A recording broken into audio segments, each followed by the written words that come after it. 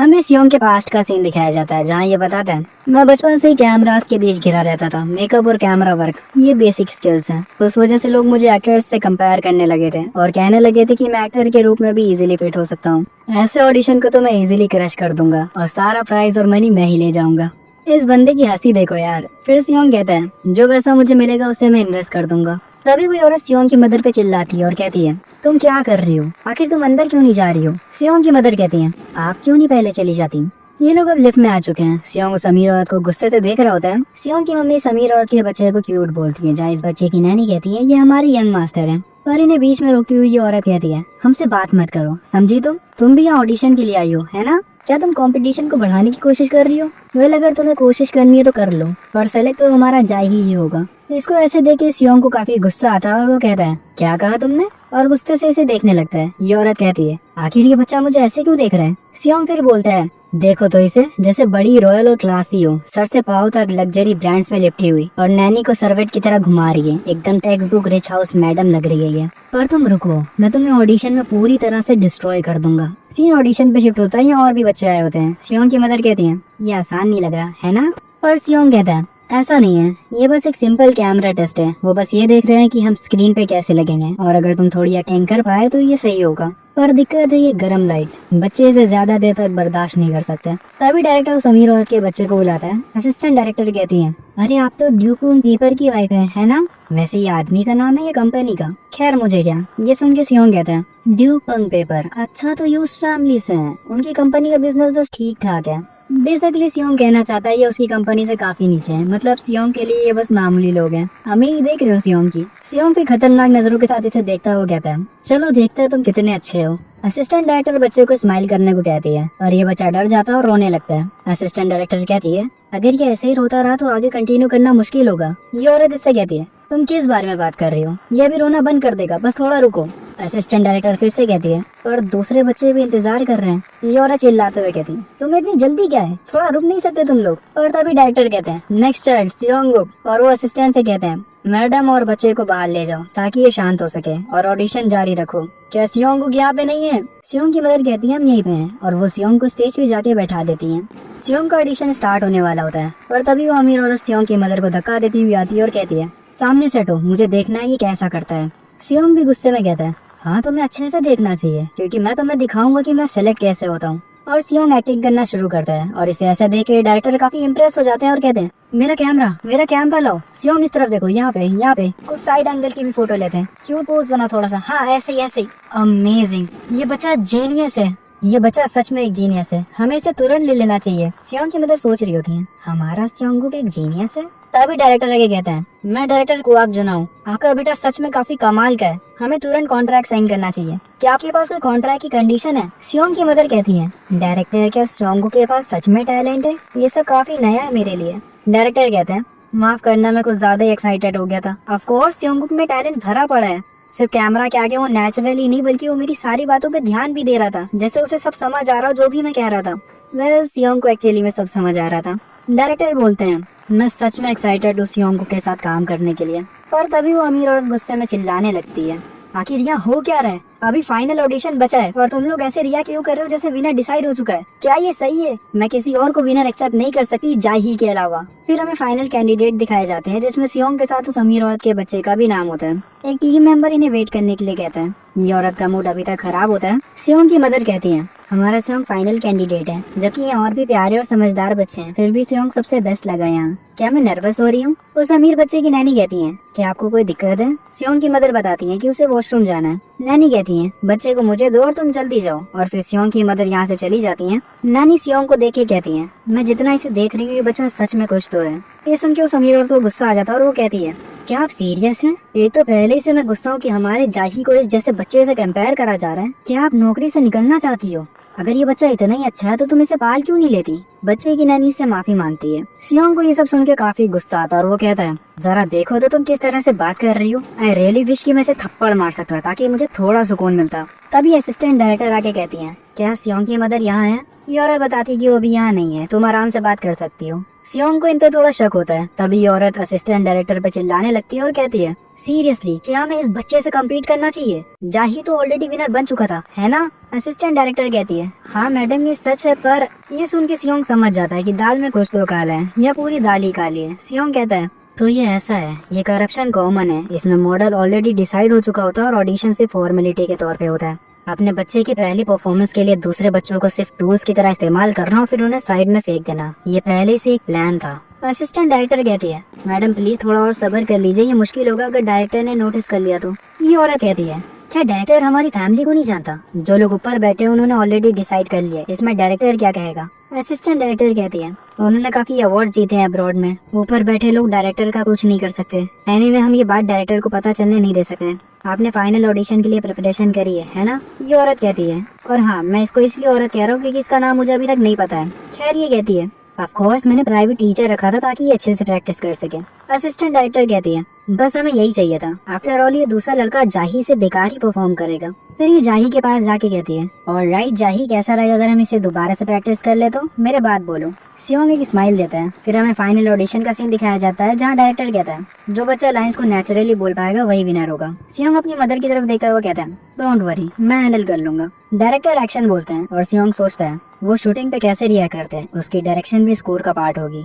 ऐसे टाइम पे मुझे अपने आप को ऐसी पोजीशन में रखना होगा कि मैं कैमरा एंगल में अच्छे से दिखूं। ये कह के सियोंग सीधा कैमरा और डायरेक्टर की तरफ जाने लगता है, पर जाही अपनी मदर की तरफ जाने लगता है। जाही की मदर कहती है, इस तरफ नहीं जाही, तुम्हें कैमरे की तरफ जाना है। ये सब देख के डायरेक्टर कहते हैं, क्या हम अभी जाही को छोड़ के सियोंग के साथ टेस्ट स्टार्ट करें? असिस्टेंट डायरेक्टर इनसे लाइंस बुलवाओ। असिस्टेंट डायरेक्टर सोचती है, जाही ने तो प्रैक्टिस करी है पर इस बच्चे को कुछ भी नहीं आता, ये डेफिनेटली हारने वाला है। ये जैसे ही सियोंग से कहने वाली होती है कि मेरे बात बोलना, उससे पहले ही सियोंग बोल देता है और इतनी क्यूट और परफेक्ट तरीके से बोलता है कि डायरेक्टर वापस से कहते हैं, जैसा एक्सपेक्टेड था सियोंग से, मेरी आंखें झूठ नहीं बोलती। पर इस टाइम वो अमीर औरत डायरेक्टर के पास आके कहती है, एक बार जाही को भी देख लीजिए। डायरेक्टर जानता है ये औरत काफी जिद्दी है, इसलिए वो कहता है, ठीक है जाही, क्या तुम डैडी बोलने का ट्राई कर सकते हो? पर जाही बोलने के बजाय रोने लगता है। इस औरत को कसम से बार बार सेकेंड हैंड एम्बेरसमेंट मिल रही है। खैर ये कहती है, ये कोई सेंस नहीं बना रहा, मैंने इसके लिए इसे ट्रेन किया था। डायरेक्टर ये सुन के कहता है, क्या कहा आपने? और असिस्टेंट डायरेक्टर बात को पलट देती है और कहती है, ऑडिशन खत्म हुआ, आप सबका शुक्रिया। सियोंग हंसते हुए बोल रहा होता है,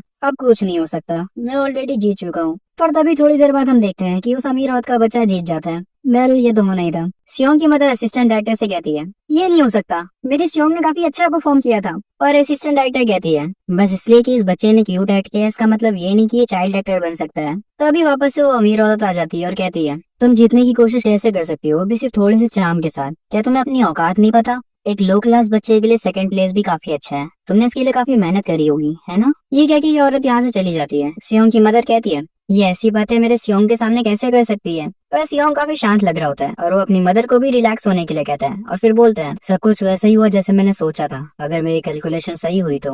उतने में डायरेक्टर दौड़ते हुए इधर ही आ रहा होता है और वो सियोंग की मदर से कहता है, क्या हम बात कर सकते हैं? हमें पास का सीन दिखाया जाता है जब सियोंग ने सुना था कि जाही का जीतना तय है। तब सियोंग कहता है, जैसे ही मैंने ये सुना था मैंने तुरंत अपना प्लान चेंज कर लिया था। मेरी पास्ट लाइफ में मैंने ऐसे अनगिनत करप्शंस देखे हैं, तुम उनसे नहीं जीत सकते जिन्होंने टॉप पे जाने का रास्ता ही खरीद लिया हो।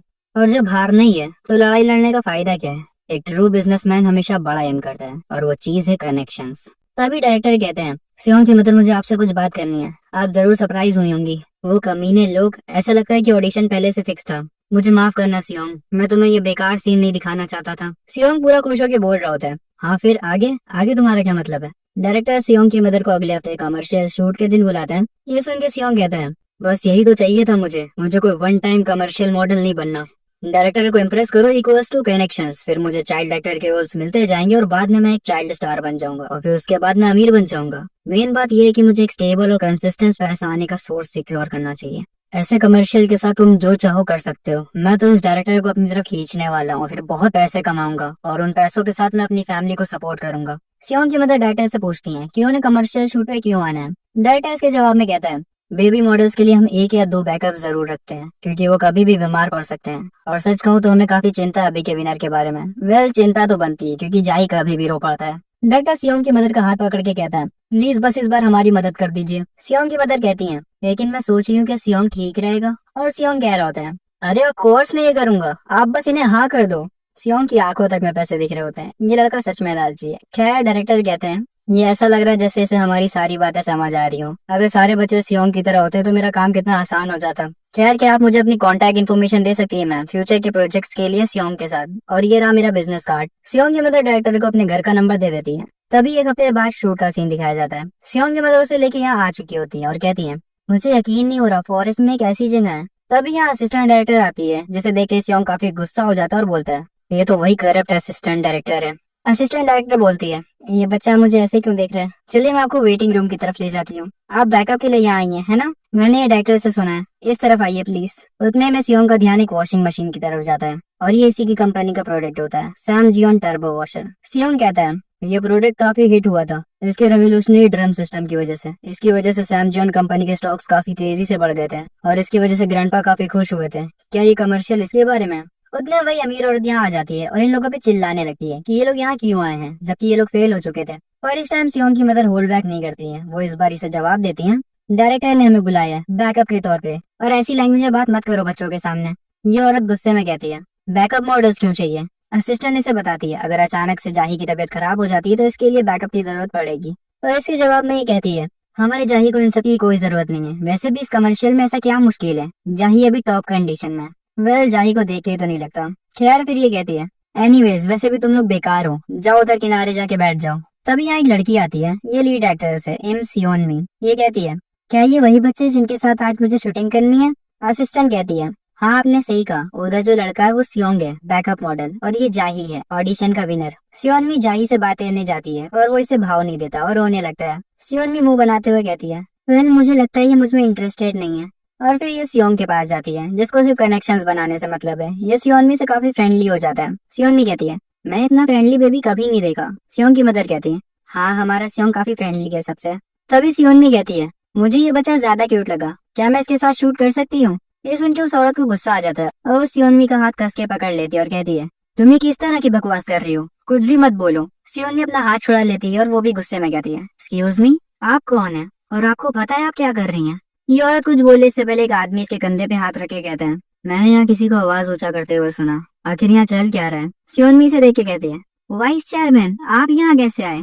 ये आदमी कहता है, मैं अपने न्यू प्रोडक्ट का शूट मिस नहीं कर सकता था। और इस आदमी को देख के सियोंग शॉक हो जाता है क्योंकि ये आदमी सियोंग का फादर होता है, Jeon Jaihung, vice chairman of Sam Jeon group. आखिर ये किस तरह का इंसान होगा? वेल, सियोंग बताता है, ये अपने फादर जियोन जोशिन जैसा तो नहीं है, और ये एक अच्छा वाइस चेयरमैन है। क्राइसिस के टाइम पे इसने कंपनी को संभाला और उसका स्ट्रक्चर बेटर बनाया। इसने बिना डरे नए फील्ड्स में इन्वेस्ट किया, इस वजह से लोग इसे स्मार्ट बिजनेस लीडर मानते हैं। सैम जियोन का सक्सेसफुल वाइस चेयरमैन है ये, लेकिन एक इंसान के रूप में, एक हस्बैंड और एक फादर के तौर पे ये बहुत ही बेकार था। सियोंग कहता है, ये सब देखकर पुरानी यादें वापस आ जाती हैं। फिर हमें पास्ट का सीन दिखाया जाता है, जहाँ सियोंग बताता है, मेरे फादर के हमेशा से बहुत से अफेयर्स रहे। जब मैं 10 साल का था तब उन्होंने मुझे एक औरत से अलग से मिलवाया था। ये औरत सियोंग से कहती है, तो तुम हो सियोंग, कितने क्यूट हो तुम, अब से मेरा ध्यान रखना, ओके? सियोंग कहता है, बिल्कुल ऐसे ही, मेरे फादर की 9 मिस्ट्रेस भी एक ऐसी औरत थी जिसे मैंने देखते ही अपने दिमाग से निकाल दिया था। वो औरत कोई और नहीं, सियोनमी ही थी। हम करंट सीन पे आते हैं, जहाँ सियोनमी कहती है, मैं इस बार कुछ बच्चों के साथ शूट कर रही हूँ, मुझे ये बच्चा काफी अच्छा लगा।